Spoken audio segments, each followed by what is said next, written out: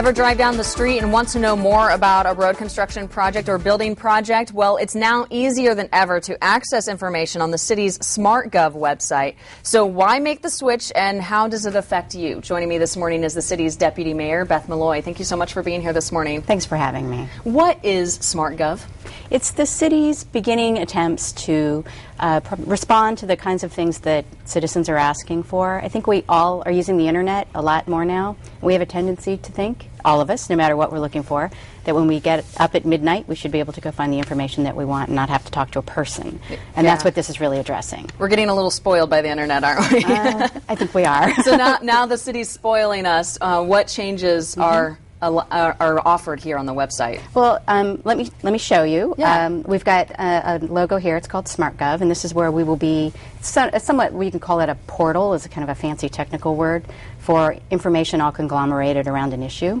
You can see here we've got a breakdown of how the city spends its money and where most of its personnel and charges are. There's all kinds of things on this site. What I was going to show today is a request we get a lot, which is for city contracts. Sure. And the way it works today, or before this, is if you wanted to look at a city contract, you had to submit something on paper, and we would kind of find it and send it back to you. Every city contract that we have issued since August 1st is now on this. It goes up probably 5 days within the month. You can find all kinds of different ways that you can look at this, how much the contract is for, what the payments have been. I'm going to pull up one. People are really interested in the new building on Berry. I've searched by the name of the vendor. If I take a look at, I've got the information, the total contract value, who the vendor is, which department is managing this contract. That's the Department of Housing and Neighborhood Services.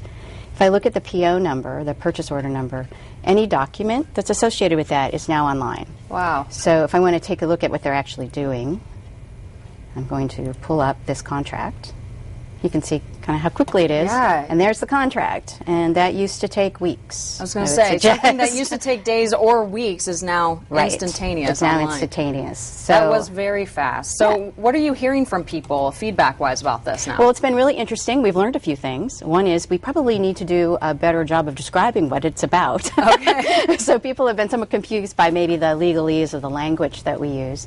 And many of the requests that we've gotten in the last couple months, it's been really fun, because instead of responding back and saying, "Oh, you don't need to submit this anymore," we've just directed them to the website. So, makes things a lot and there's easier. a lot of interest in it, a lot more actually than I think we probably expected. Now, we've heard the mayor say these changes are just the tip of the iceberg. Right. What can the future hold in this regard? Well, we have some fun stuff planned, or what I would consider fun, some fun stuff planned over the next couple months. We'll soon have a database that goes up on this page that will have every ordinance and a link to the discussion that council had about it, who voted and which way they voted on each of the council ordinances that come up.